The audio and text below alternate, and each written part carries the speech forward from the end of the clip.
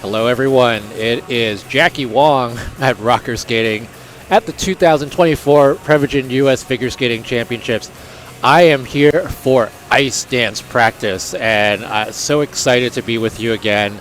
If you were joining us a couple of days ago, we had women's practice and we had pairs practice, and now we're on ice dance. So if you're wondering why there's a person talking to you on practice cam, this is something that we're doing that's very new, and we're excited to bring you some live coverage of the dance practice, all of the practice cams for today and tomorrow with dance today, and then we've got the men tomorrow afternoon. And so you'll hear my voice, you'll hear a few other people's voices as we take a look at the practices and we bring you some of the ins and outs and the tidbits to you skating fans of what's going on the ice. So you see here we have our first group on the ice right now, and there are some really exciting dance teams going on right now. And if you were here yesterday for the rhythm dance, it was an exciting group of rhythm dances yesterday. And these are all the free dance practices that we will be seeing today. So on this group, Zingas, Kolesnik, and Green and Parsons are the ones who are vying for medals tomorrow, or tonight, actually. Is that right? No, tomorrow with the free dance. I don't even know what day it is anymore because there's just been so much skating going on, and I know for those of you who are tuned in to dance practice coverage, you are all watching all of the skating all the time. So this will be very exciting. We will have 3 groups of dance coming up for you, and as I hinted on social media, or actually explicitly said on social media, we have some exciting guests for you. First, in the next group, we'll have Jean-Luc Baker come and talk about ice dance, obviously, but also talk about what's been going on with him and his skating. And then we've got then an interview originally scheduled with Madison Chalk and Evan Bates, but we had some scheduling things that we had to deal with, and it won't be Maddie and Evan on for the off ice or for the ice cut interview. It will be likely Caroline Green and Michael Parsons. We are still getting that confirmed, but hopefully you'll see us talking to somebody there. And then for the last group, I'll have the one and only Brian Boitano, who will be coming on with me to talk about, I am sure, lots of things, including ice dance. So excited to be here, excited to have you join me and all of us in the next couple of hours. So stay tuned for that.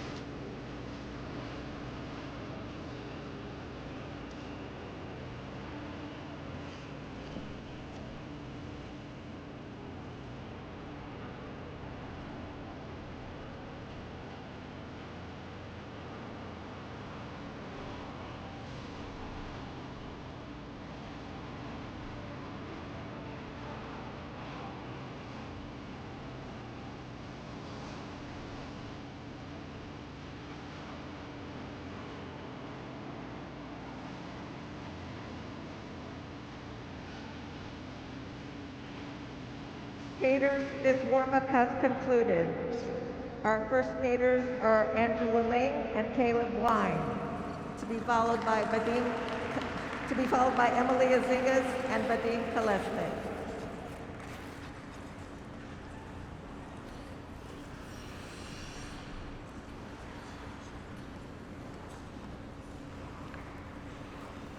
All right, we got Angela and Caleb starting our free dance run-throughs.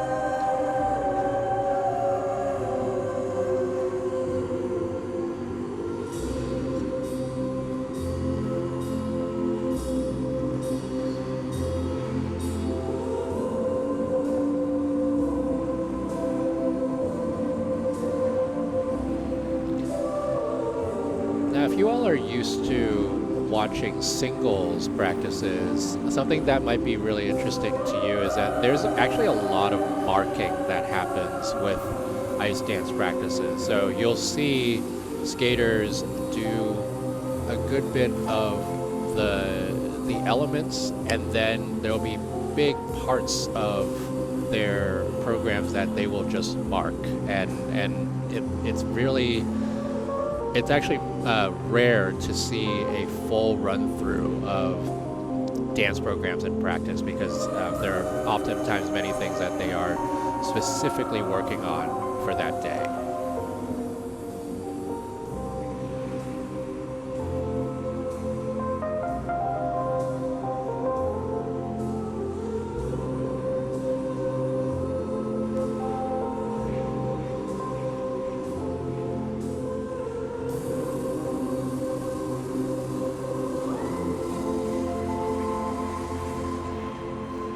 We'll talk through some of the technical stuff here, but one thing that you'll notice a lot, and there's a marked dance spin right there. The one thing that you'll see a lot is ice dance is a much more nuanced discipline when it comes to looking at technical elements.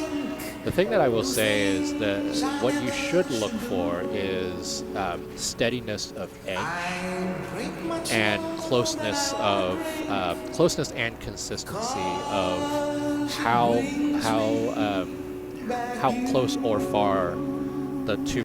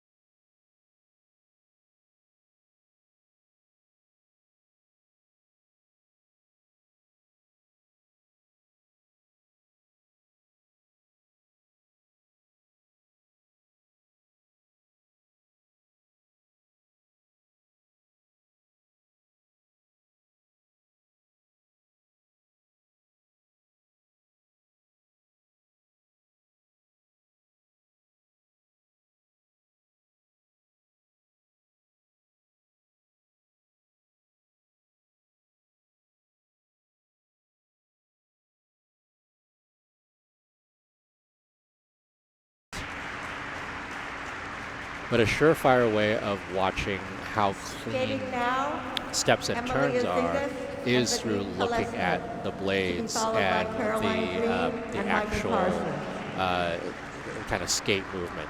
You want to make sure to see depth in the edge. You want to make sure that when you're looking at the blade and how it works, it's not wobbly, right? Like some of those things are what, you know, you might look at a step sequence and you're like, that looked fine, but then when you really take a look at it, there, you know, somebody might have hopped a turn, or somebody might have been flat on the exit or the entrance of a turn, and those things matter a lot when it comes to levels.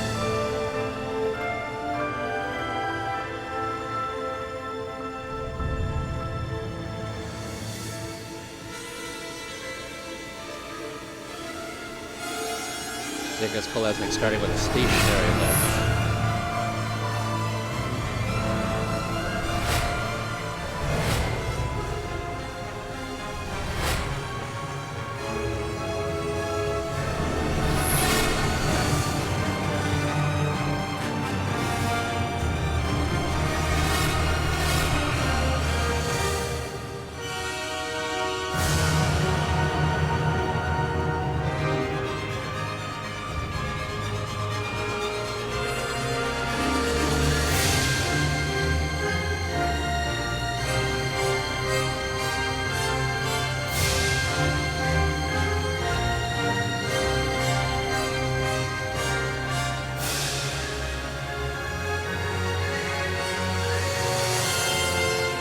second and third set of twizzles for Zingas. But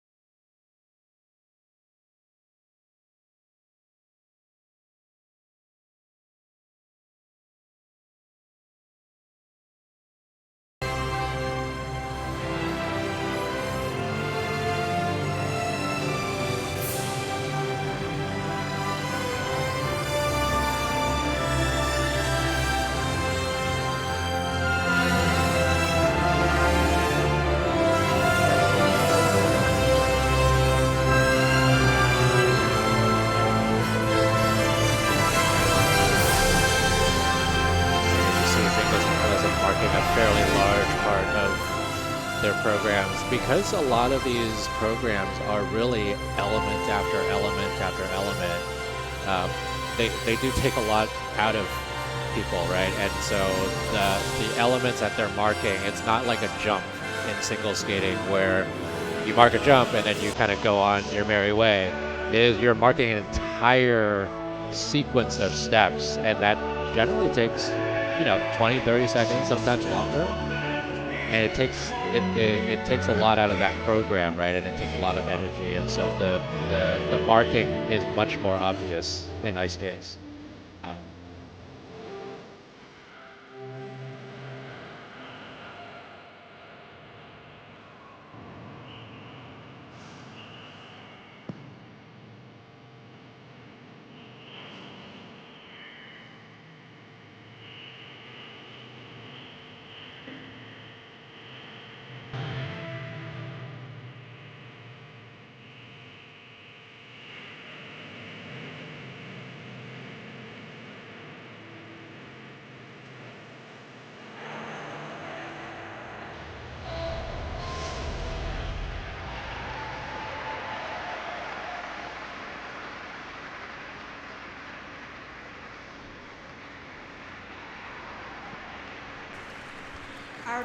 Rotational lift at the end for Zingas and Kolesnik to finish that program. I've always been very curious when choreographers put step sequences in more crescendo parts of music as opposed to lifts, both in dance and in pairs. And the effect of it is so different in person than it is on TV. Step sequences look much more dynamic on TV generally than it does in person. It obviously depends on where you sit, but it really changes the way that it looks, and especially in ice dance where a lot of the attention is focused on the judges, like everything is choreographed to the judging panel. It becomes much more obvious. So I do think the crescendos are used much more effectively when it comes to dance programs.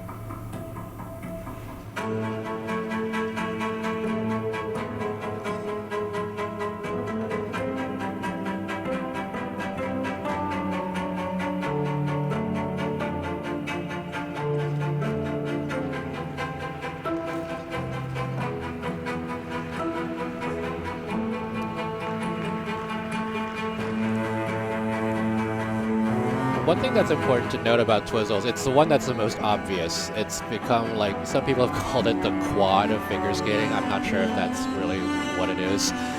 But the thing that it is that it is the one that people can recognize the most, and also is the one where when a mistake happens, it's much more obvious than mistakes or levels issues, right, with other elements in ice dance, and so a lot of people focus on it. What I would say a lot of people don't focus on is the relative difficulty of the different kinds of Twizzles that you see. And what you also often see is with this Twizzle sequence, there are usually 3 sets of Twizzles. 2 of them will be on the skater's dominant side. So if you're a lefty skater, you're more comfortable turning in a clockwise direction. If you're a righty skater, you're much more comfortable turning in a counterclockwise direction. That is the predominant direction that almost, I think something like 80 or 90% of skaters turn it. And so when you see a clockwise twizzle, that generally is the more uncomfortable side for these skaters.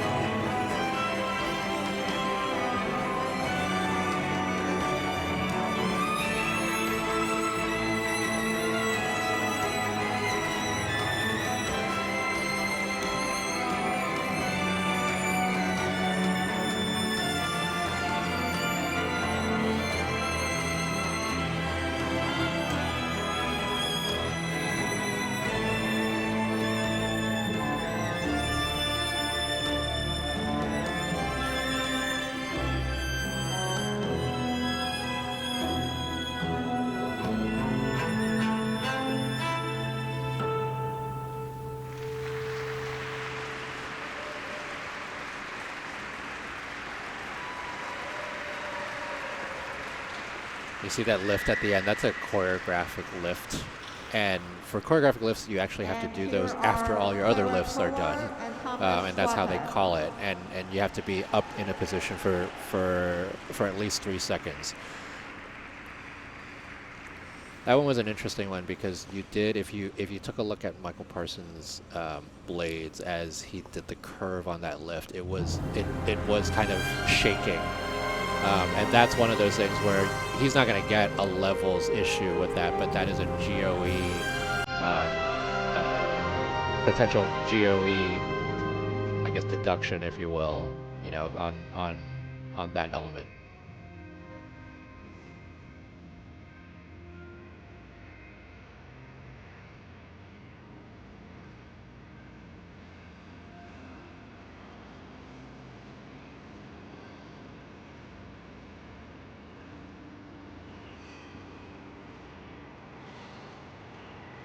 Just noticing the shades of red on this practice session. Lots of red here.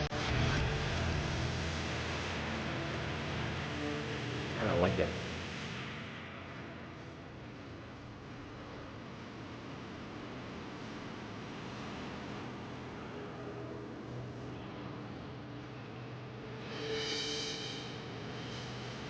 So if you take a look at this 1 foot step sequence, one of the big things about the 1 foot is one, in the free dance, the 1 foot has to be done out of hold. So they're not touching each other, nor are they on any sort of hold while they're doing that 1 foot step. And one of the things that's really tricky about it, and also something that you don't necessarily see on the TV, or you maybe see differently on the TV, is the separation between the partners. And you saw with these two, there was actually quite a variation of separation between the two of them, which actually leads to a level of execution that would be lower than otherwise. That was a mirrored twizzle sequence. I'm guessing because one of them is a lefty and the other one is a righty, but I cannot confirm that.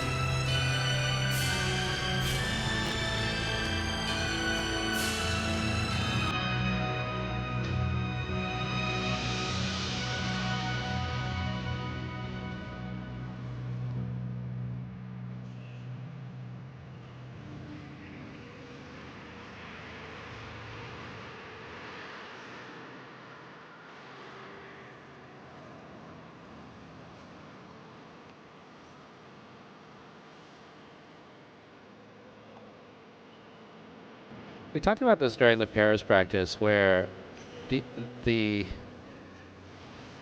watching out for each other on practice ice is something that kind of happens based on years of experience of being on practice ice, but also in ice stands, what I've also heard is that because there's so much focus on partner to partner eye contact connection, that it tends to be much tougher for the skaters who are doing the run through to have that kind of peripheral vision, if you will, to not kind of crash into somebody who's coming toward them. So it really is, this is the case for all other disciplines as well, but particularly in ice dance, it is important for the skaters who are not skating to be aware of the patterns that the run-through skaters are having.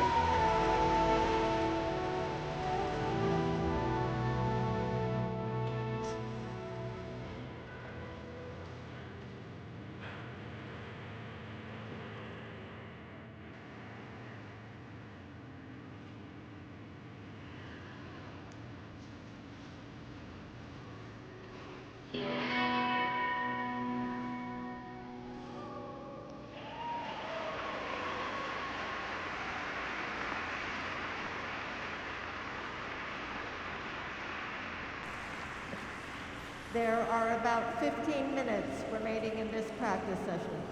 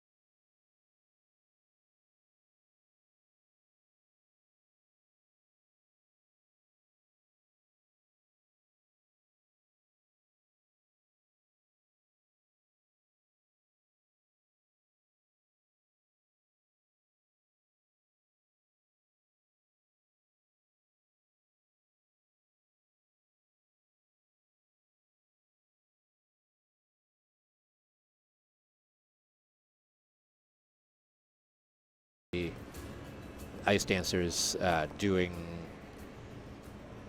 elements or anything like that by themselves, even if it's like a solo element, like a 1 foot step that they're doing it out of hold. Whereas in pair skating, you often see by this point in the practice session that the two partners may kind of split off and work on their own elements and their own skating.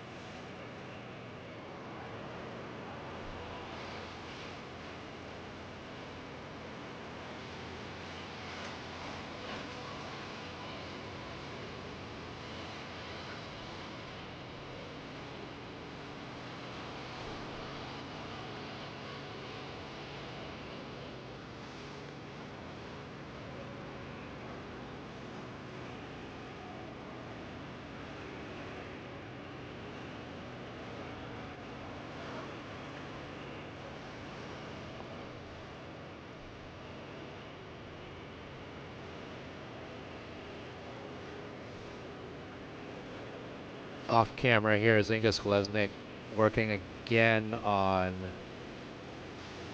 their 1 foot, even better this time around than the last time. You couldn't see it, but when they did it in the run through, their 1 foot ended about in the middle of the rink, which was why I was saying it had lost some speed at the end.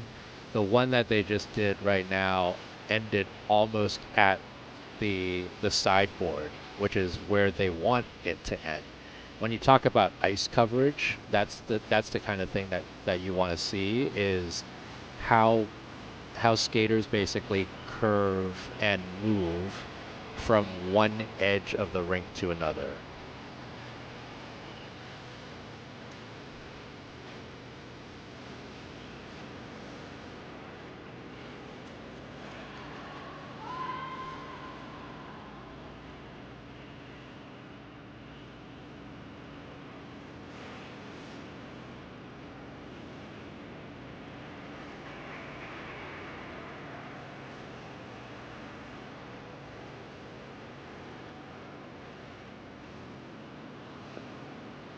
I don't know if you all hear this in the practice stream, but sometimes you'll hear, uh, for lack of a better term, screaming.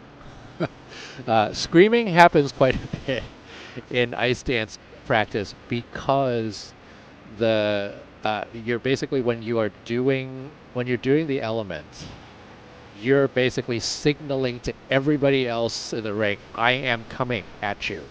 And so you see that in single skating and pair skating as well, but much more in ice dance because one, these ice dancers are moving at such a huge speed, but two, to what I was saying earlier, people are generally focused so much on kind of making that eye contact with each other that it is tough to necessarily see somebody else. And so the audio cues are actually very useful in the whole thing. All right. Lingus Kolesnik again working on these twizzles. Looks like she's maybe a little bit tight on that second twizzle. I saw a little bit of a hitch there maybe right in the middle of that, but cleaner than the ones that they did in run through. All right, well, we've got another 7 minutes left in this practice session, I think. But while we get Jean-Luc Baker set up for this live stream, we're going to take a little break, and you're going to see a little bit more skating here. But we'll be back in a few minutes.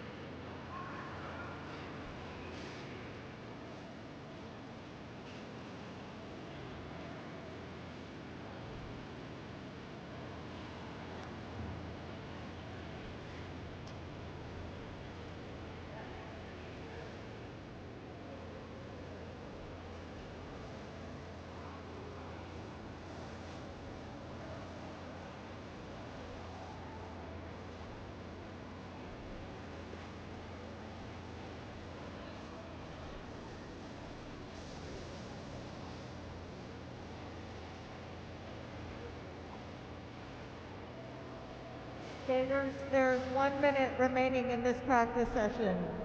If we have mispronounced your name, please notify the announcing team.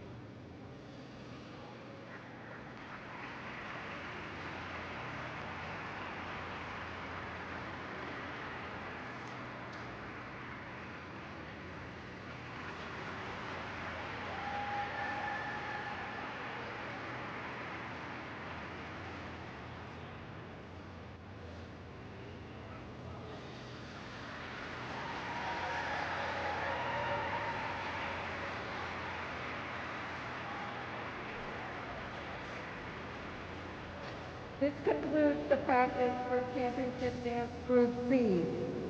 We continue with the practice session for Championship Dance Group A. Competitors may now take the ice for a 5-minute warm-up. Each competitor's music will be played one time in the following order.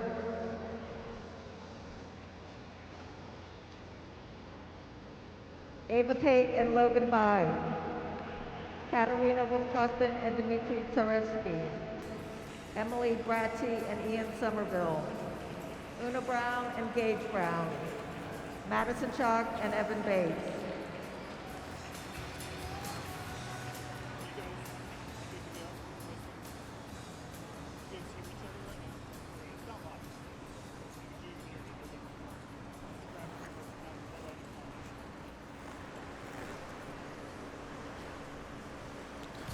All right, and we are back. The second group of the ice dance practice. This is my Group A. Yeah, I never know which group it is. We are at the 2024 Prevagen U.S. Figure Skating Championships. I'm Jackie Wong at Rocker Skating. This person here doesn't need any introduction. Jean-Luc Baker, so happy to have you here. Thank you. I'm super happy to be here. I mean, we were literally just talking, and you were like, I just decided to come in. Like, tell me why. Like, what's going on? You know, I think last minute, as people know, Caitlin and I withdrew from the event, but I think last minute I decided it'd be a really good opportunity for me to fly in. I got in late last night. Watching the rhythm dance on the plane, and I wanted to come and, one, support my friends, but also just watch things from different perspectives. And this is a very different perspective for you. It is very different. I don't mind. With a microphone, watching ice dance from this very, very cold booth that we are in here. But we're gonna talk about a lot of things. I'm gonna bring you some more ice dance knowledge from this guy because he has a lot more ice dance knowledge than I do. But hope you all have been enjoying it so far. Send me questions at Rocker Skating, and we will talk about all the things ice dance for this group. And you know, Jean-Luc and I will just chat. Let's do it. Yeah, I'm game. So what's been going on? I know we miss you here for sure. We've missed you here for the last couple of seasons. Yeah. But you know, for viewers who don't know, tell us what's been going on. You know, I think what happened was we ended up withdrawing from the second half of our season last year. We had suffered many injuries throughout the beginning of our career that we always were battling through, and we had decided to take a little break just for mental health of the second half of last season. You know, we were training throughout the summer. We actually recently just posted both the programs that we unfortunately didn't get to perform, but we wanted to share. You gotta go watch it. I mean, those two programs are phenomenal. Thank you.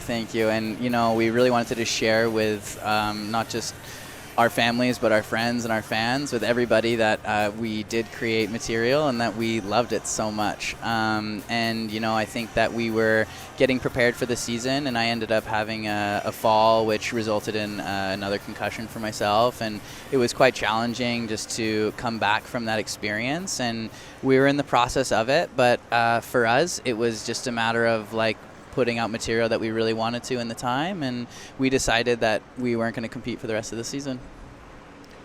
we hear a lot about concussions, especially in ice dance. A lot of these elements are just so fast, and one misstep and things just go really wrong. And it's hard to sort of dimensionalize just how much precision is needed for you to get an element right. And you all make it look so easy. Yeah, I think it is. I think that in ice dance there are concussions, but I actually think within the sport of figure skating, there's just a lot of overlooked head trauma. You can fall getting a concussion just slipping on ice outside, hitting down on your bum. So I think for us, it's we're just raising more awareness to it, and it's showing up more and more. And at the end of the day, ice dance, all disciplines are, but ice dance, we're really pushing ourselves. Yeah. And to push ourselves comes with like a high risk, high reward sometimes. Yeah. Well, appreciate your insights here. You talked a little earlier about the mentality between the rhythm dance and the free dance, and also just like how do you set yourselves up, right? And knowing that one program, like even more so than in singles and pairs, one program versus the other they're just so different. Yeah. The rhythms are different. The mentality that you have to be in, the mindset that you have to be in are so different. What do you think about, especially when you have such little time between two competitions? Well, I think it's really lucky that this event, there is a day in between. So I always was a big fan of that because it allowed me to come to the event with the intention of having it more be separated. But I know that something that both Caitlin and I really worked on was when we finished the rhythm dance was allowing ourselves to take in that emotion, the experience, but really at the end of that night having a closure for that day, and then allowing ourselves to wake up the next day, whether that's a day off in terms of one practice or we're competing our free. And that was something that allowed us to really stay focused. We've got Peyton Bai starting us off here. I was talking in group one about marking elements in ice dance and how it's much more, you can see it much more because the elements themselves are just much longer than a jump. So tell me about that as well as we take a look at some of these elements from them. First off, I just want to say I love this sliding movement. I'm just going to jump in. I saw that earlier at Autumn Classic this year, and I thought that was so original in terms of pushing the boundaries of different sliding, choreographic slides. But yeah, I think that the marking of elements is really interesting because, when we were performing, again, I can only speak on my own experience, but when I would coach and also when I was skating with Caitlin, we always kind of thought of it more like simmering water, not when we take a break and within the program that we like turn the water down. You don't turn it off because we want to not have to restart our energy throughout the whole performance.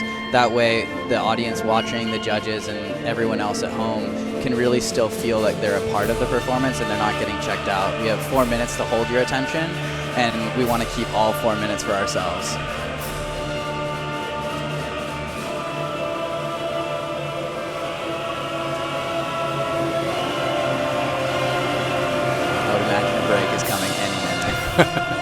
Usually you're looking at 2-3 elements, unless a team decides to do a run-through, which the Browns do like to do, I will say. Yeah, I was saying earlier, it's very rare that you see a full run-through in competition practice from ice dance teams. You never saw me do them, that's for sure. This was my day of recovery.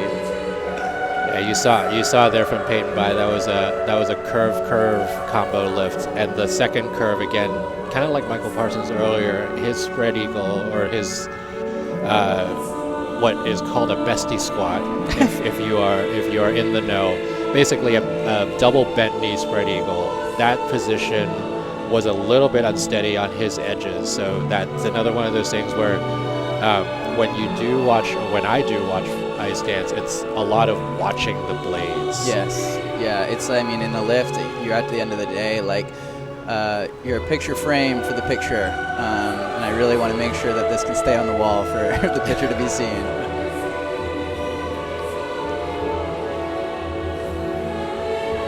I'm so torn between watching the screen and watching the live skating right now. Right.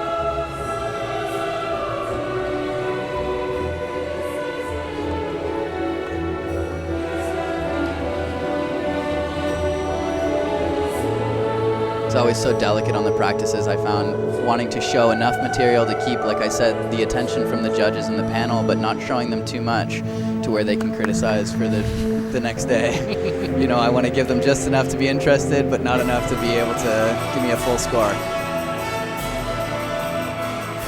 What's really interesting about this is you were talking about watching a screen versus watching the actual thing that's happening in front of you. Is I looked at some of the edges that were on the screen, and they look so different than what you see on the edge, because the angle you're at is also different. Yes, so much, and like also just so hard on video review and just video in general to see the flow that's being created within the skating. Yeah.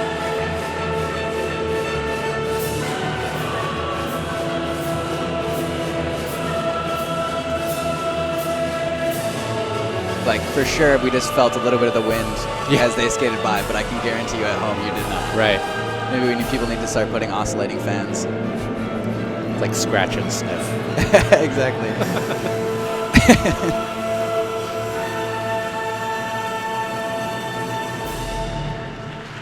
I would be super happy with that, especially for today on the practice day. Solid skate.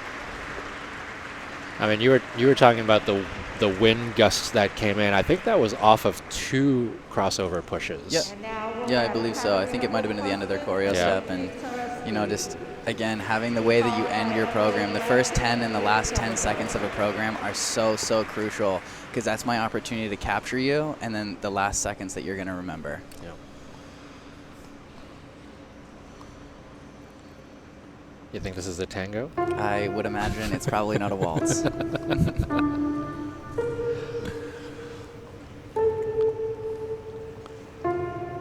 3 cats, 2 cockatiels, and an albino corn snake. Wow, that's true, huh? She used to train with me when I was in at DSC. Oh, intricate 1 foot. Little highlight in the middle as well. Yeah. That's not a feature for us yet, but I would love to see an ability to create some highlights. I mean, as one of the kings of 1 foot, you would know. I'm very particular on when I watch people's 1 foots, because I think it's a great way to show strength individually within a team. A lot of the time within partnering, it's very hard, but when you know how to do it, it's like bowling a good strike. You can really help one another a lot through turns. Turns and holds are significantly more comforting than having to do things alone at times. All right, that first, if you looked at Katarina's first set, second set also, but the first set is one of those ones where if you watch that home, you might be like, oh, that's a perfectly fine twizzle. But the thing that happened on that is there was a change of edge in the first twizzle that leads to a drop in the level of the twizzle, because you need to be basically a twizzle versus revolving 3 turns. Is the difference is you are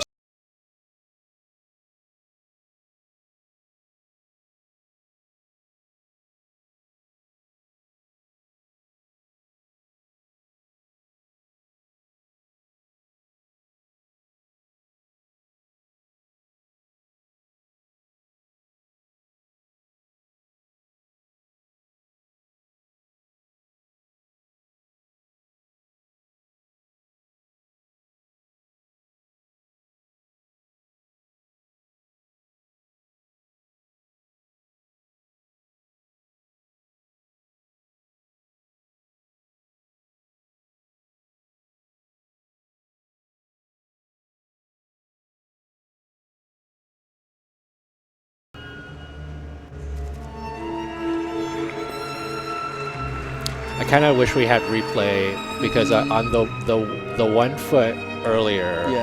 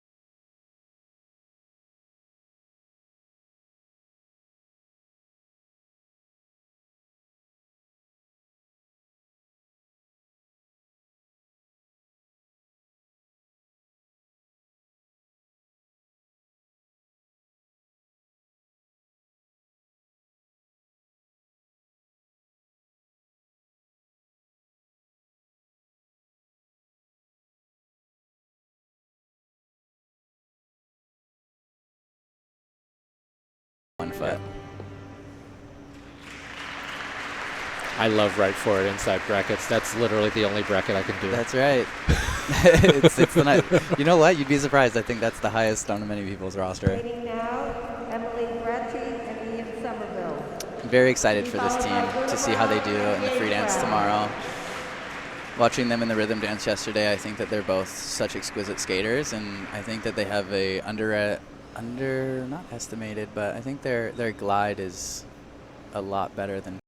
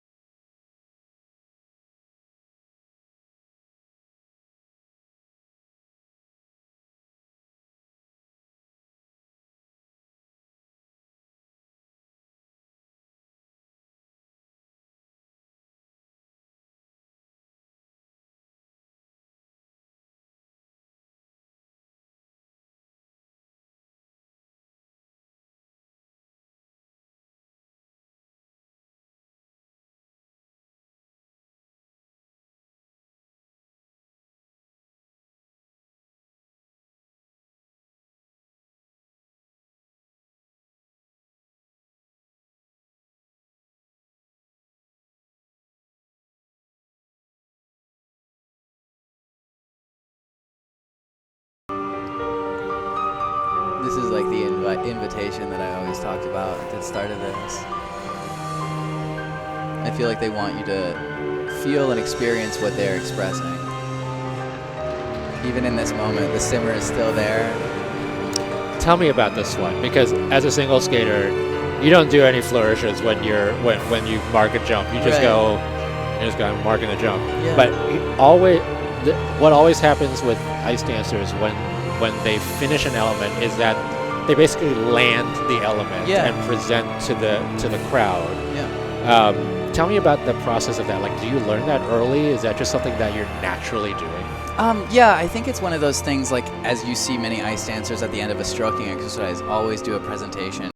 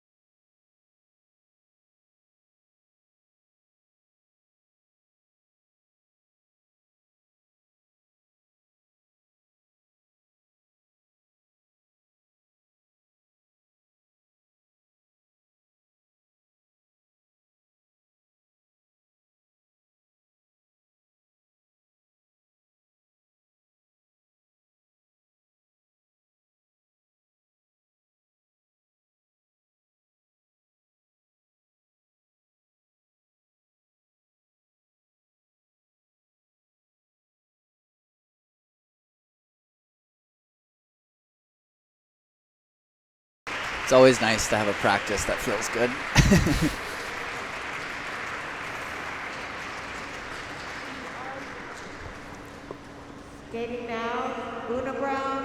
8th round. To be followed by Madison Cross and Talk about Emily. ankle power. The Browns have ankle power. Yes, they do. They are little rockets, these two. Totally.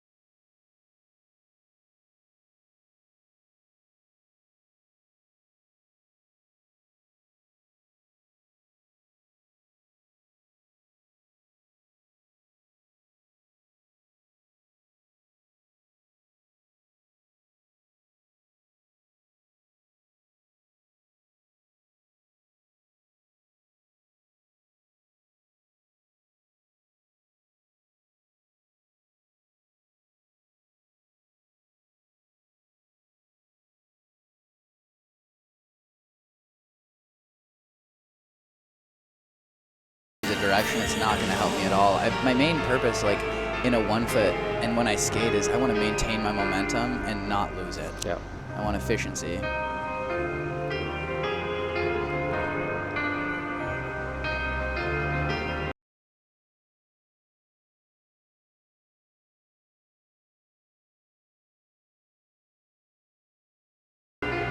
I'd love to just see both of them just take a big deep breath and settle into it a little bit more. Personally, I feel like maybe it's the cold or whatnot, but There's a breath. yeah, there was one. You're not wrong.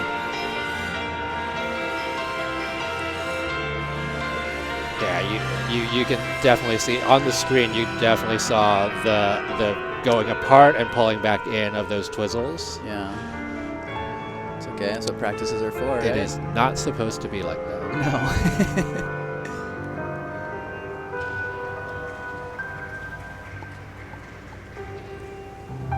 Yeah, some of these are just worked, aren't they? Yeah, just a little work today, but some days you just got to go to the office and punch it in.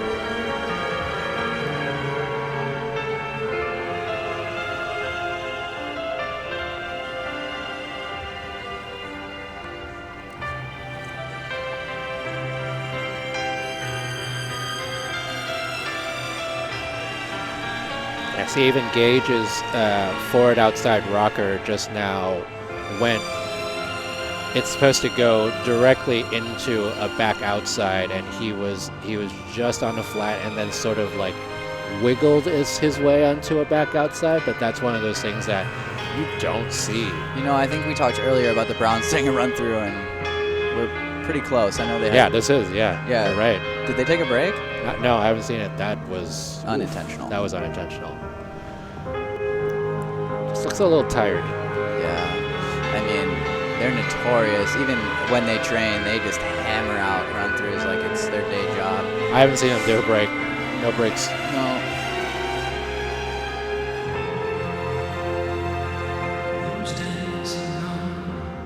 And I think that comes with maturity, in my opinion, like knowing when it's time to push your body and when it's time to, you know what, trust that the training's there. Just run through.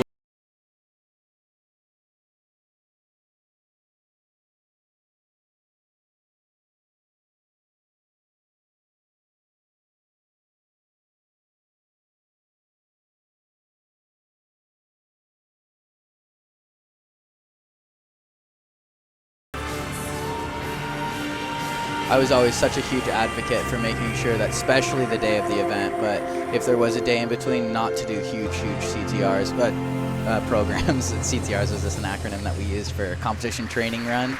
Yeah, just because I really wanted to make sure that performance and execution was at a high.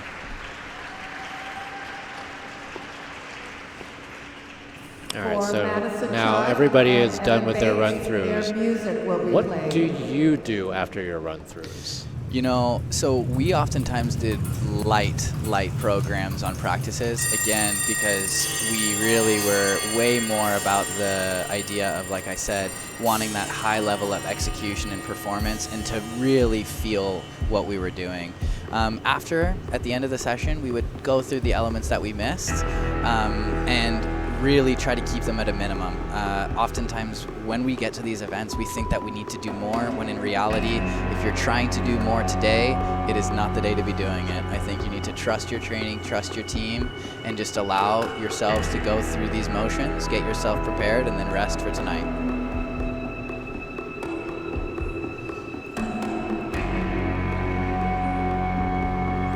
I think there's a fine line of doing these elements and not overdoing them, because you want to show that they're done well. All right.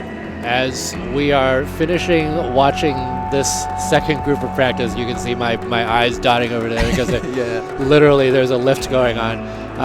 Jean-Luc, thank you so much for being here. I know I'm not surprisingly, I am watching all of my my Twitter responses right now, but not surprisingly, people are really appreciative of what you're bringing to the stream and the ice dance knowledge that we've got. That's much more than mine. Well, you have a lot of knowledge everywhere else. In fact, you can tweet as fast as you can is nothing that I'll ever be able to do. So thank you so much. I hope we weren't too annoying for you guys, and it was a lot of fun for me to be out here with you. Are you here the whole weekend? I am, okay. Yes. Well, wonderful. If you're in the arena, you should maybe try to have a Jean-Luc Baker sighting.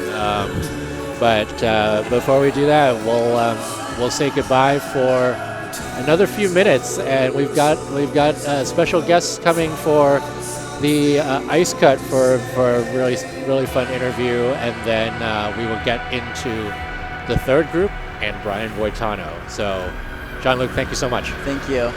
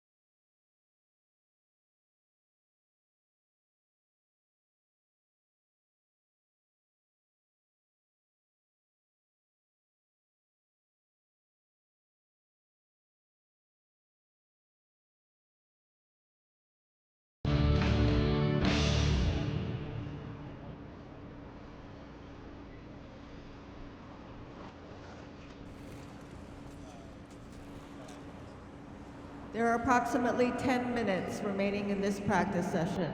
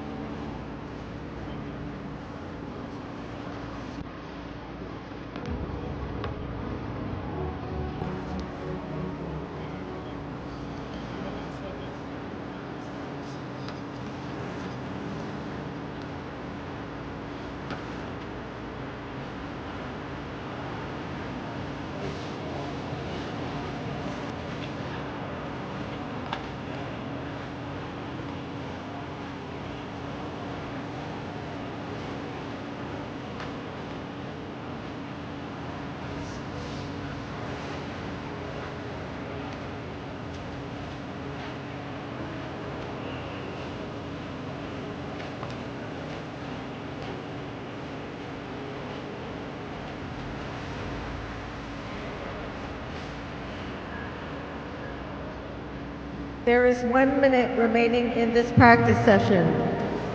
If we have mispronounced your name, please notify the announcing team.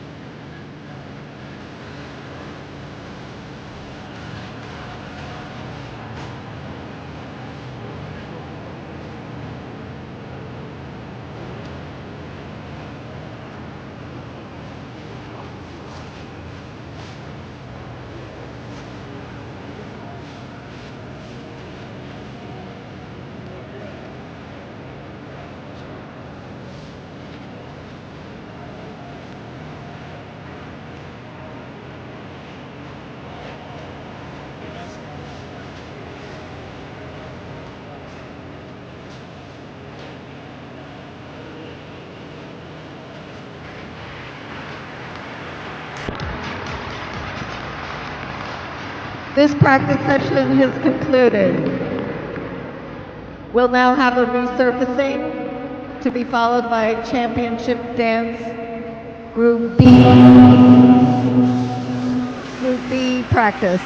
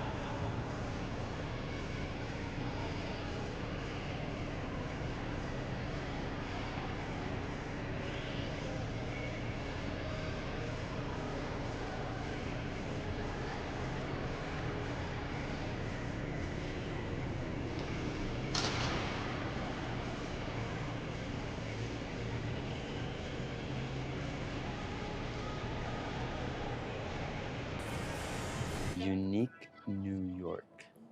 Oh, I got it. Unique New York. Let's go. Salted peanuts. Salted peanuts? You can't see me. Oh, I don't know this one. One more time. You can't see me. You can't see me. Let's go. She's a champion. We got some tougher ones. We're gonna Okay, go again. okay. We're gonna go. Oh, wow. Oh no. What are these, like, expert mode? Wipe that smile off your face. Wipe that smile off your face. Okay. Okay, I'm gonna make this one really hard for you. Pricey paper points to power. Wait, do it one more time. Pricey paper points to power. Pricey paper points to power. Was one of the words moist? I don't. Pricey. One more time. Pricey paper points. Something paper Points points to to power. math. After every word, go like Pricey. price. Price. Price is eat. Price E. Pricing. E. E. Pricey. Paper Paper points points to to power. pow.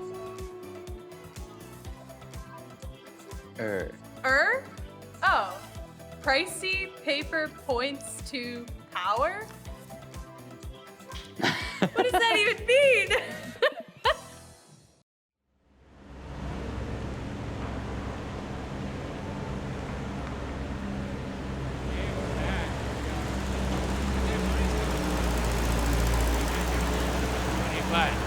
It's the it's the 2024 Prevagen U.S. Figure Skating Championships. I'm Jackie Wong. I've got two amazing ice dancers with me here. Michael Parsons, Caroline Green. Say hello to everyone. Hi guys. Hi. It's a pleasure to be here. Yeah. All right. Well, you all just had your practice. We just talked about hairspray. Yesterday, when I was looking at the little table right before you go on the ice at the competition, there's literally a table that has an extra bottle of hairspray and a box of what are called emergency safety pins. Tell me about, one, the importance of hairspray, and two, the importance of emergency safety pins. Well, both of those are a necessity that I've unfortunately needed at many competitions. The hairspray, for obvious reasons, the hair gets puffy, gotta keep in place. But I would say the safety pins are one of the most useful things, and the Zamboni goes by. I like every competition last season, I was safety pinning pants to skates to different things, shirts to pants. So it's really nice to have those things right by the ice because you never know what might happen. Tanith keeps a little safety pin in all of our costumes too. More is a good luck pin rather than a functional pin. So That's interesting. It's like that. That's, you always know it's there. It's a thing of comfort, I guess. Tell me actually a little bit about one of the things that a lot of fans want to hear about is why ice dancers are always in full hair and makeup, and like what is the, do you ever feel like you want to go and just do something with your practice gear on? well, for us, it's all about the performance, and part of that is the entire package. I'm full costumes, full hair and makeup. It just really helps us sell the character and the emotion of our program. So, I mean, all of us ice dancers like to really take it up a notch in terms of what we're wearing on the ice, but sometimes it's nice to have that comfort of the practice gear, but for our performance on practice, because we like to view it as a performance every time we get out there and skate, it really just helps sell the whole package. This might be a little bit too philosophical, but I think part of the reason I love ice dance so much is because it strikes such a balance between art and sport, whereas it's not just about like completing the elements, it's about everything that goes into completing them. It's about your package as a team, it's about how you look, it's about your costumes, it's about how the costumes fit, it's about how the costumes fit the music, it's about what you're trying to say with all of these things, and then you're adding on having to complete difficult turns and footwork, having to complete twizzles and lifts. And so that balance of art and sport, I think, plays into why even on practices you see us fully done up because it's integral to our programs. And we want to tell as much of a story as possible, and we want our programs to mean as much as possible. So rhythm dance yesterday, free dance tomorrow. You've had something of an adventure with the rhythm dance this season. I can't say I'm happy that there's no Paula Abdul for this season for the rhythm dance, but The juniors got it covered. The juniors got it covered. Yeah. We did see some Paula in the juniors. We'll have to pour one out for Paula. She will be missed, but we're really happy with the rhythm dance, new rhythm dance. So bigger hair this time around. Really enjoying it. the hair commentary on social media is that's a thing. People are like 80s. We need bigger hair. Oh yeah. But tell me about the switch of the rhythm dance. I know you've probably talked about it before, but for our viewers who don't know, what was the journey like? Because last couple of seasons, you've had a lot of changes from the beginning of the season to the second half of the season, and it no different here. Yeah. I think we just really wanted a program that can showcase our power and attack as skaters rather than our dance abilities. And I think there were some limitations with the previous program in showing that quality of our skating. So really having a vehicle now where we can showcase our power and just how strong we are as a team, I think has been really nice and something that's been really fun for us to explore. What's sort of like what is it like one of the biggest changes from the first rhythm dance to the new one that you're like that's the thing that really made it work for us? I think it's just the ability to start the program and know that we have to rock out. It's a very different approach to Paula, and I think just that energy that Scorpions bring, it's so fun to bring that to the ice. And just literally every practice that we've ever had for this program, just rock out. We finish the program and we're dead, we're spent, and that's what we want. We want to just go as hard as we can and have as much fun as possible. I was talking to Jean-Luc about this during the broadcast. The way that you all have to turn off the rhythm dance and then turn on the free dance, right? Like it's such a thing. It's such a thing that singles and pair skaters don't really have. How do you all turn on and off your kind of mindsets? Well, it's definitely something that we practice, and you'll see it if you watch any of our official practices. Sometimes we'll start with a program that we're doing with music, and then if it's earlier in the competition, we'll switch to get some of the elements done in the other program, and you'll see me go, boom. And that's just symbolizing that change of approach, change of attitude. And like I said earlier, ice dancing is so much of a mixture of art and sport. And that artistic side it's acting. And so you're playing a character and you have to be able to turn that character on and off. Yeah, for sure. I think also from the mental prep side, when it comes to competition, we really do a lot of the work to kind of close the door on Rhythm Dance Day and open the door for free dance. I think that's kind of the metaphor that I have in my mind to really approach switching into the free dance. So, you know, everyone's a little bit different, but that's how I like to take it on. Well, fun. Okay, so we got free dance tomorrow, and then the rest of nationals. What are you excited about outside of competing here? Obvious answer is the other events. We had a lot of fun watching the junior events as well before we competed. There's going to be a great men's event today, great women's pairs and men's events after us as well. And then we're also just going to be trying to get as much rest as possible because Sunday we fly right to Shanghai for our next competition. Yeah. Just like Michael said, it's really nice to be able to be a spectator. When we're in kind of our little ice dance bubble back at home, we only get to watch like other teams that we train with. So to see the ladies, men's, pairs events, it's just really fun experience. I love it because I'm always a spectator and it's fun. All right, well, good luck with the free dance, and then good luck next week, back-to-back competitions, and you know, lots of jet lag going on, I'm sure, but you'll figure it out. Oh, we got plenty of melatonin for the plane ride, so looking forward to it. All right, well, thank you for joining us.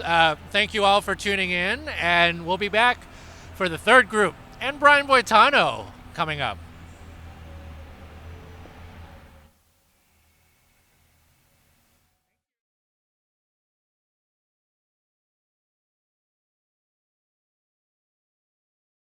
Reveal the strangest item in your bag or pocket. What is like the weirdest thing you keep in your skate bag? A blue rubber duck is in my skate bag because it's the mascot for the Ann Arbor Figure Skating Club where I coach. Swervy the Duck. Shout out Ann Arbor Figure Skating Club. Shout out to Swervy. Shout out to Swervy represent. I don't know, I'd say that Ilya Malinin is a determined, strong-willed. He's always striving to become better and always wanting to achieve more and be unique. I think that last year was really the year where I made myself a big name and to sort of like, oh look, here I am now. And so from there, I only want to become better, of course, than last year, and that I've worked on many things and that I'll become a better skater this season. I like to skateboard, I like to play outdoor sports, go biking, play video games. That's another thing I like to do, listen to music. So whatever I find and whatever interests me that time, that's what I try to go for. I mostly just watch skateboarding on YouTube, like tutorials or trick compilations, similar to skating because everyone has their own unique style, and so it's really cool. Always watched Tony Hawk's, and I now watch someone called Johnny Geiger. There's a part in my long program this year at the very end that I think for me is very fun to do, and it's very unique because there's a cool element in there that no one really does. It's my own signature move that I do, and it's only going to be in that long program.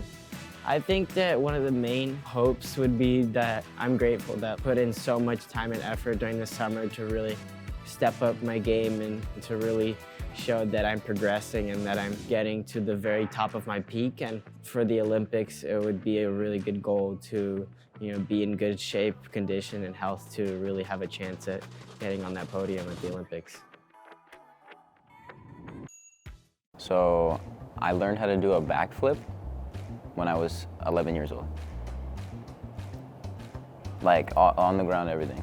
I could see it. It sounds legit. I learned mine when I was 11. Is it true? No. Oh. I can't do a backflip. No? No, I feel like you could. Yeah, I was in gymnastics, did a backflip. My legs went like this. I folded in half, did like this, swear to God, folded in half like, and I was like, okay, I'm good. When I was 8 years old, I nearly got bitten by a snake. Word, okay. How big was the snake? Was it? It wasn't like an anaconda, just like. Okay. How old were you? 8. All right, I'm gonna say that's true. Yeah. Damn. So there's a bush, and out of it, just like a tiny snail, Whoa. Snail. A tiny snail. A tiny snake, and it like jumped at me, and I got scared, and I just ran off as fast as I could into the ring, and I was okay. like, oh, Mom. All right, that was a good segment, I think.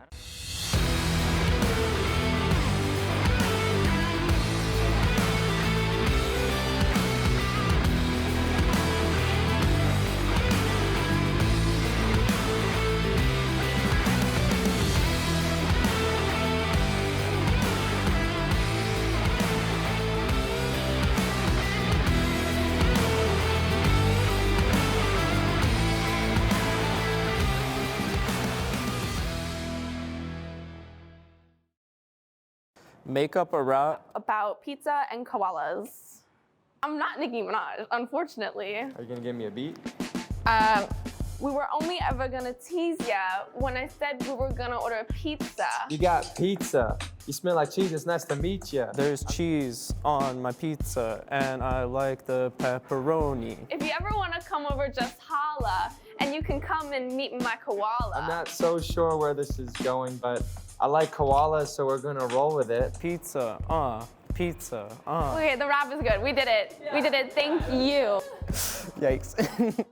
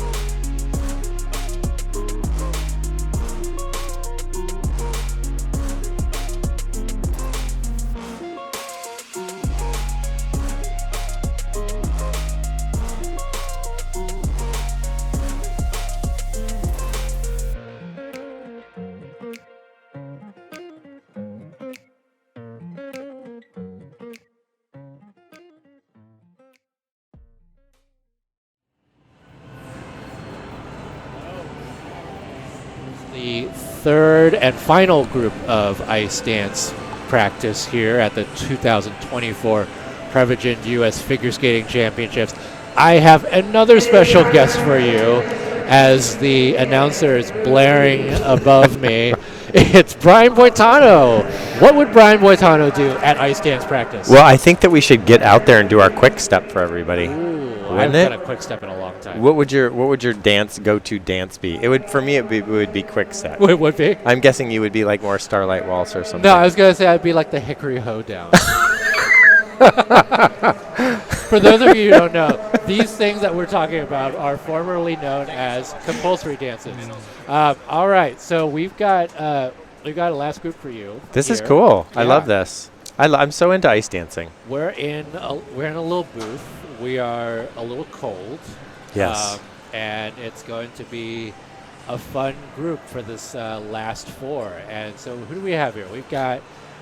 Well, I see Anthony Ponomarenko out there. So I used to tour with Klimova and Ponomarenko for 20 years on Champions on Ice. So to watch him grow up and become the skater that he is now, he's so strong. He's such a great ice dancer. I still don't know where he got that build from because mom and dad are so small.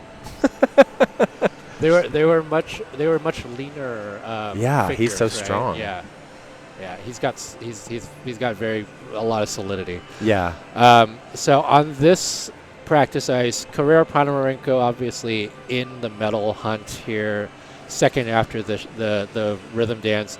Flores Desiatov are in the top 10 and looking to stay there and or even move up based on what they end up doing there, and so we'll see where that goes. But Brian, you were just talking about Klimova and Ponomarenko. We were also then talking about Vadim Naumov and Yevgenia Shishkova and their son here. Like, what has it been like seeing this new generation, and a lot of this new generation being actually children of people that you skated with? It's so funny that you bring that up because I was in the hotel gym yesterday and there was a kid that was obviously a skater coming in to do his workout, and I looked at his face and it reminded me of a Russian competitor skater that I had. I'm like, I wonder if I should go over and ask that kid if he's like Alexander Fadeyev's like son, because I'm like, I run into all of my friends and they're like, my kids are in this competition, and they end up, especially as Naumov, like looks exactly like his dad. So it's like literally seeing the young version. Well, his dad still looks young. Yeah. So it's like seeing twins out there, but he's the age that I remember, and I used to skate with his dad. So it's kind of crazy to see that, but I love it. I absolutely love it. Yeah. Very cool. What kind of ice dance training have you ever had? Did you ever have ice dance training? No, I didn't, but Renee Roca said that she would take me through all my compulsory ice dances if I wanted. I would actually be interested in doing that. I think it would be really fun. Yeah, I don't know. I haven't had the time to do it, but it's still there. You know, I've been toying with the idea about going into like the individual ice dance competition. Oh, solo dance. Except I thought it was going to be like, I saw one of the solo dancers from Canada, and I was like, oh, I think I could do that. And then all of a sudden they started doing these like parkour tricks, like, and I'm like, oh, okay, I guess I'm too old for that as well. Solo dance is fun. It's actually something that inside baseball here, but something that is very popular in intercollegiate figure skating. Oh, that's fun. Yeah, because when you're in intercollegiates, your former ice dance partner is probably not skating at the same college you are, and so so there's a lot of solo dance, and in order for people to earn points for their team, a lot of singles skaters end up doing solo dance. So it's like you got these like random like junior, senior level freestylers going in and doing a pre-preliminary dance and like losing to people because they don't have any rhythm. They have no count. It's kind of it's something of an equalizer for them. It's like probably single skaters think like, I can twizzle so well. Oh my gosh. You know what I mean? And then all of a sudden there's other things that go into it. It's not just the twizzling. Well, so if you all were with us in the second group when I had Jean-Luc Baker on, I was talking about how in the 90s, twizzles were not a thing. Like, single skaters really didn't do many twizzles. Yeah. back in the day. Yeah, and it wasn't. And it's been a new thing that has been. Yeah, it sort of kind of happened after Tanith and Ben, right? It was that generation after Tanith and Ben that Twizzle started coming into play. Yeah, the judging system had a lot to do with that, for sure. Given that's one of the things that you would do, and also that in ice dance, Twizzles became such an element. It was their quad, right? Yeah, exactly. Yeah, I think, and it's all relative because a lot of single skaters would be like, I wouldn't ever get nervous for a Twizzle pattern, but if that's the height of what you do, it's all relative. Right. It's like if you're a single skater and you're like only doing a double axel, you're like, you're going to get nervous for that double axel because you're like, if I miss this, I'm going to look like a schmo. All right, as we start with the first team here. It always feels at a dance practice. It always feels like it's the like competition, right? It totally is. And they a lot of them wear super costumey stuff that single skaters don't really do. And by super costumey stuff, you mean their actual costumes? Yeah, I know. or something to look like a secondary costume, like spangles. Yeah. They have a lot of sparklers on it. Yeah. See, but don't you ever watch the sequences? So I've been trying to knock off like the 1 foot sequences. Yeah, I know, I saw. So I love doing that. It's great exercise, and it's like such a good edge exercise for skating quality and stuff like that. And it's really fun. So I look at these and I'm like, see, I'm watching this team and I'm like, oh, I want to do that 1 foot sequence. Do you ever do that? No, when you're skating? I'm not that good. Are you? No, really? No way. Well, you don't have to be that good to you jump, so you are that good. You do it. I'm a terrible regular skater. So do you do edge exercises? Yes. Do you moves in the field? Yes. How far did you get in moves in the field? Intermediate. Okay.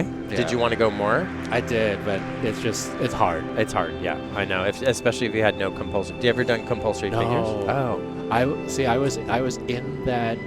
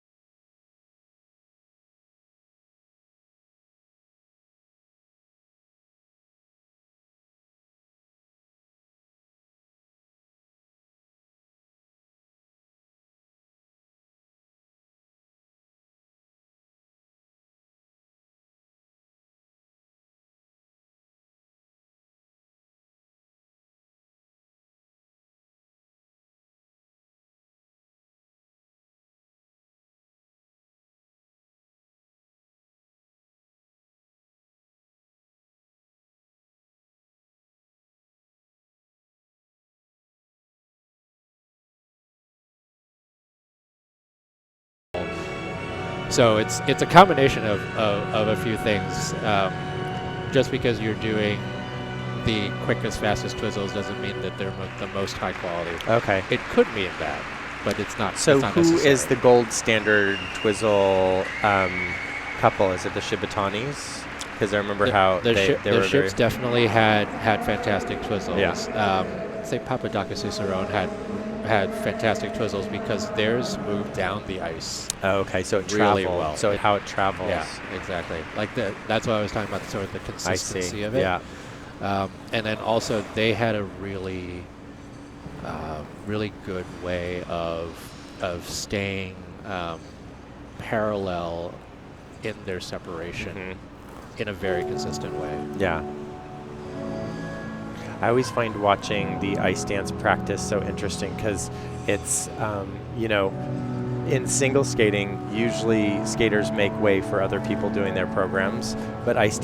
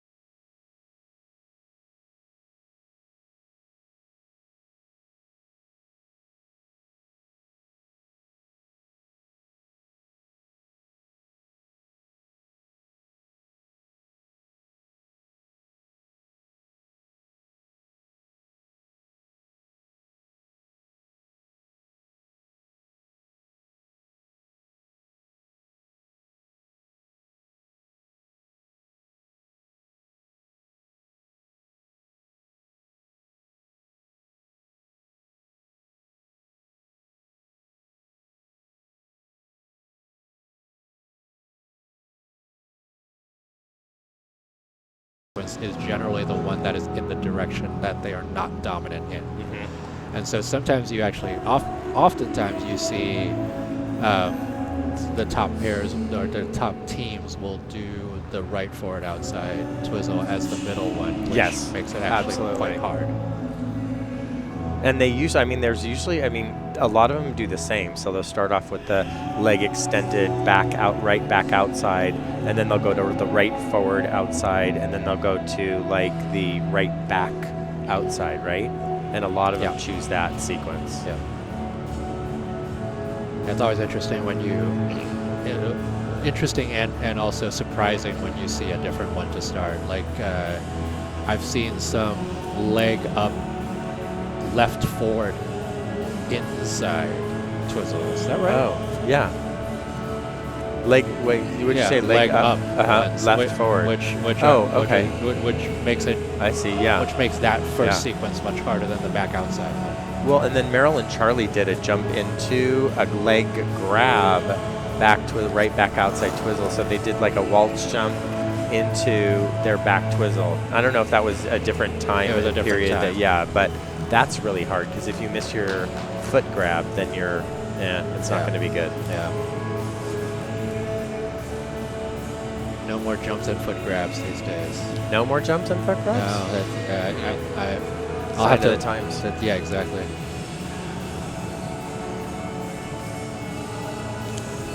So this here that you see Kara and Gordon doing here, this is the choreographic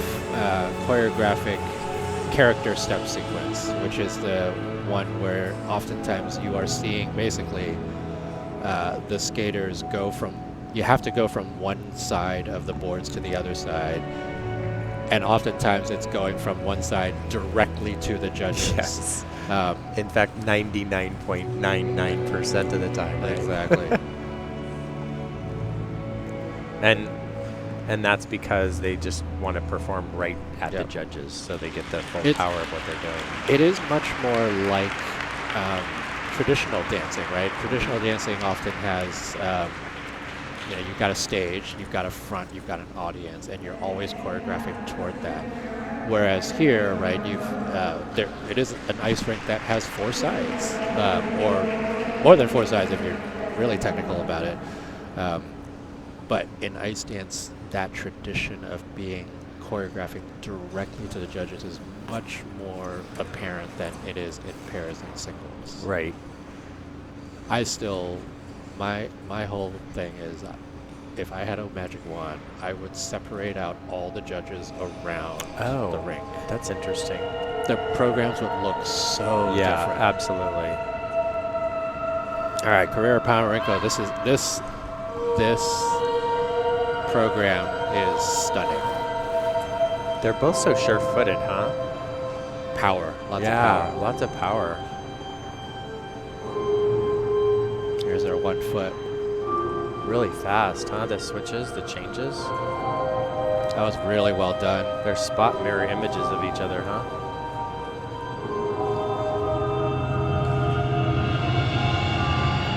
You'll see that they didn't lose much speed in that 1 foot. Although they were coming toward us, so it's harder to see. But one of the hallmarks of not losing speed, or 2 of the hallmarks of not losing speed on a 1 foot, 1 is depth of edge, which we talked about earlier. 2, it's lack of kind of getting onto the toe. So, when you get on the toe, it's more friction. You wanna be putting less friction on some of those moves. Spot that spin, beautiful positions. Very rarely do you see a male in ice dance have such a good camel and such a fast camel that he showed just back there. And her layback position was impeccable. We love good back mobility. So who choreographed this program? Probably Scott Moyer. Oh, okay.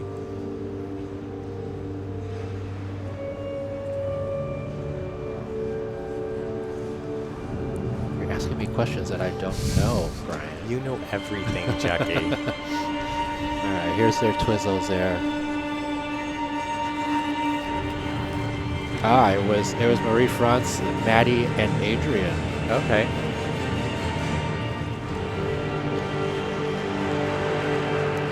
Those twizzles were just as solid as the ones that we saw earlier. Really nice. Then it was an interesting footwork transitional sequence between those, huh? Yeah. Another thing to watch for with these top dance teams is exactly what Brian was just talking about, which is not just that they are doing element and an element, but some of the ways that they go from one to the other. The very top teams are going to have those more musical and intricate transitions that don't lose the power. I gotta say, watching them, I mean, my eye usually goes to him, but I mean, in the last year, she's very strong. I mean, her edges, she's leaning over so far and in control, and they're solid.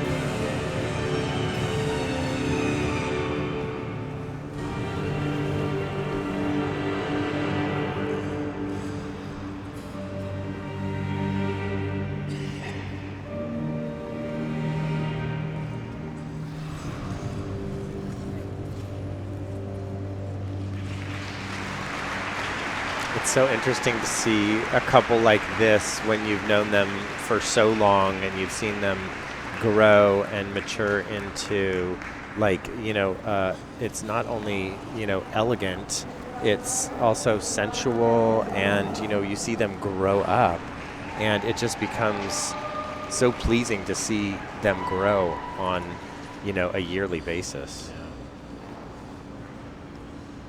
The last thing I wanted to point out on the Carrera and Ponorenko's was the choreographed assisted jump, which is something that's been fairly new the last season or so. The assisted jump is always interesting because it is meant to be like a partner holding on to the other partner and doing a jump, but no release with an assist, without being released. So All it's right. not like a throw.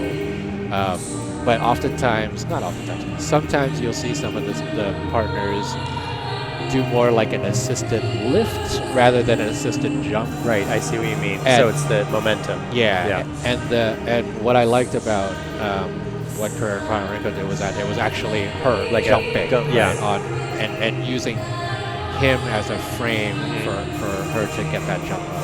Did you bring your skates here? I did not. Oh, shoot, because I have my skates. We could have done that. An assisted jump? Yeah, we could do that in the exhibitions on Sunday. Could you imagine? Yes, I can. I can make that happen. And here is Jackie Wong doing an assisted jump with Brian Boitano.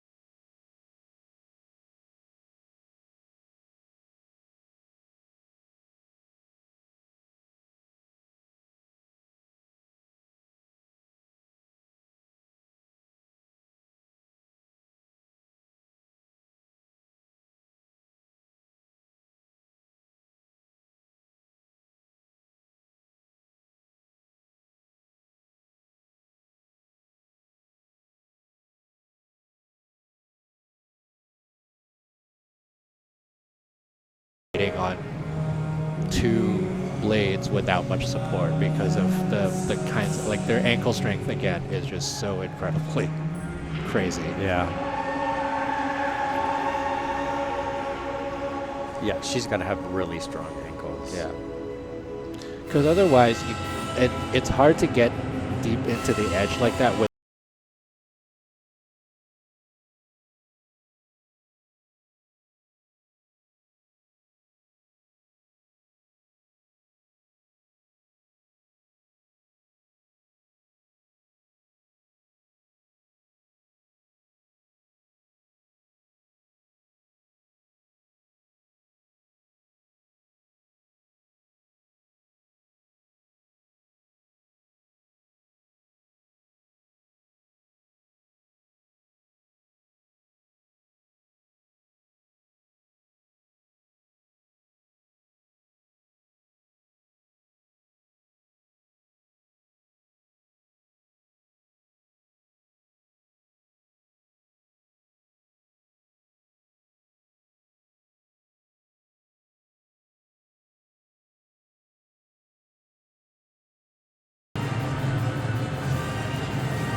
could be one of those instances where she's just not over her skate today. True. Right? Yeah. And I think there's less margin of error, like when there's less stability.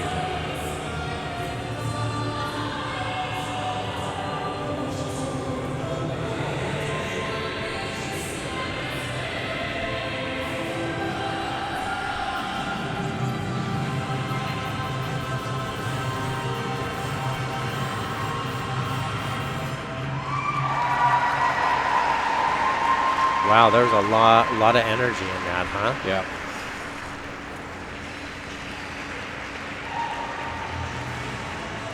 All right. Well, that is all of the run-throughs for today. Well, are they competing today? They're competing tomorrow. Oh, I was gonna say, That like would to be- do a power run through like that, and like I'm like save some for the competition, everybody. Exactly. Curious to hear what are. We're taking a look at Christina Kerr. It's interesting. She's got some blood on her her left knee, yeah. knee. The slides in figure skating these days, more and more of them, right? That kind of thing happens a lot. I could never go down on my knee like that. Like Knee that would be- scrapes, yeah. and all of those types of things. Like, there's even a thing where skater tights, as I understand have it, pads on the knees. are not that they're pads on the knees, but they're made to be even more protective Oh my gosh. of rips. That's and a so great that kind of idea. thing. Because like the slides, like you might see what looks like a clean sheet of ice Yeah. here, but after really like 15 minutes of people skating on it, especially ice dancers who make a lot of grooves because that's what they do, right? Like the kind of edge work that ice dancers do, just take grooves off the ice. You get on something that has a little bit of a nick in the ice, and you're gonna get a scrape. Yeah. It's very common these days. Well, and as your blade and toe pick cut through the ice, it throws up pieces of ice that refreeze onto the top of the ice. Right. And then that's what I always think And of, they're little like spikes. Yeah, and they're like little spikes. So if you slide and you're traveling across them, you're hitting spike after spike. Yeah. I always think of Maddie and Zach's knee slide in their program from last year or 2 years ago. That was the Janet Jackson. Janet Jackson, and it's like, oh, that killed me every time they did it. I loved it, and I thought it was the most original knee slide, but I was like, every time I did it, I But said, also, ow. ouch. Yeah. Knee slides, hand slides, all kinds of slides. You just saw that. Did you? I hope at home you saw that very agile movements from Kara and Gordon, and that's the kind of like cat-like mobility that ice dancers have. Like it's. You mean getting out of the way? Yeah, you just gotta. And if we were at the World Championships and these were two of the top teams, nobody No would have one moved, would've and we would have moved. seen like literally a collision. Oh boy.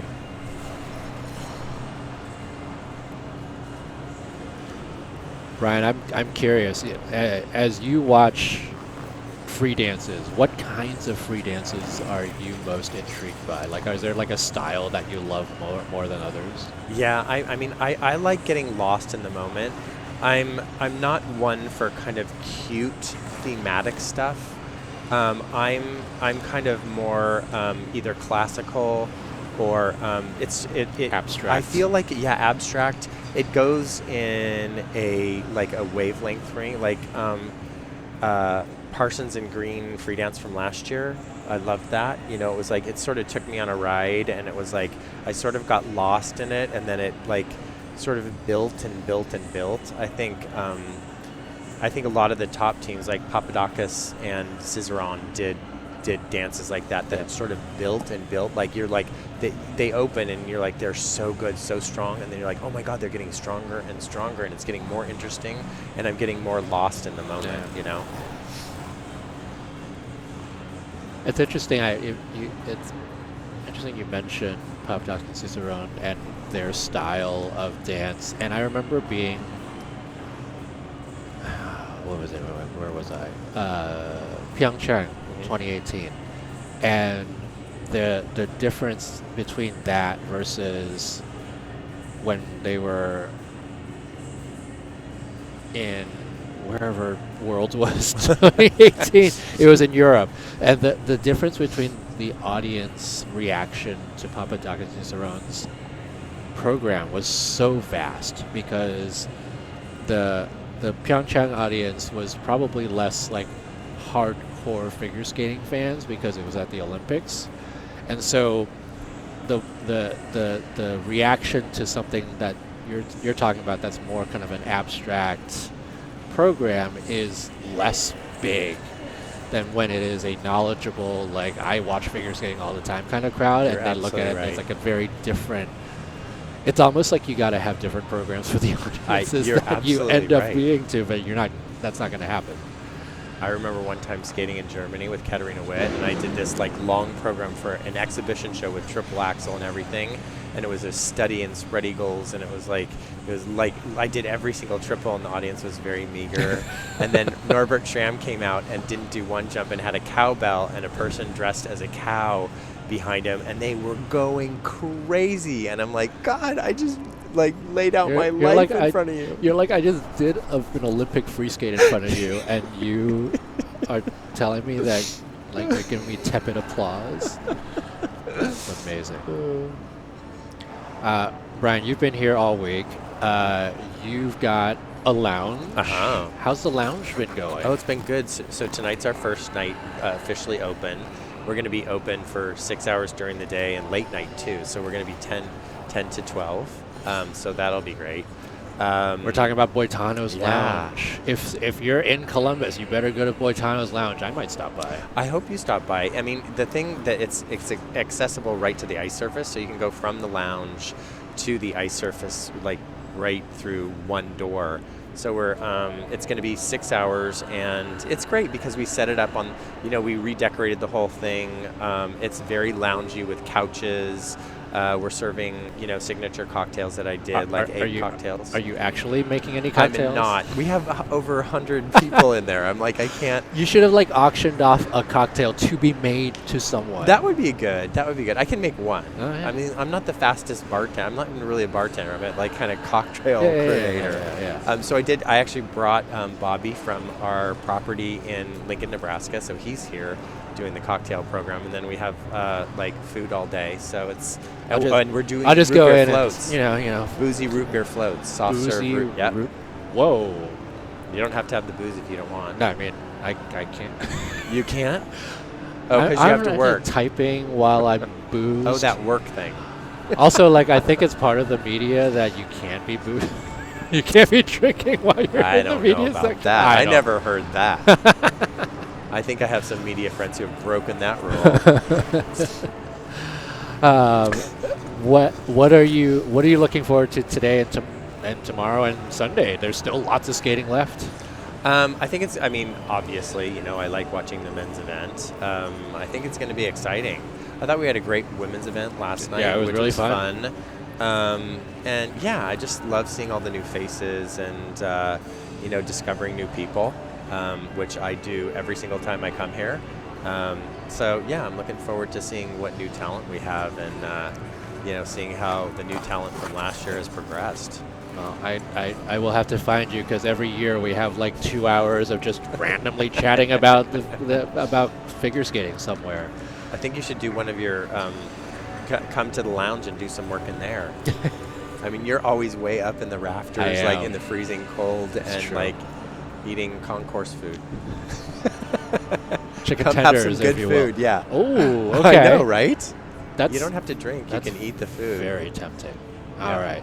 Well, while Brian and I discuss what I'm going to eat and drink for the rest of this weekend, I want to thank you all for tuning in. It's been wonderful having you all be part of this experience. I hope we've been able to bring you some of the fun and also some knowledge and everything that comes with practice.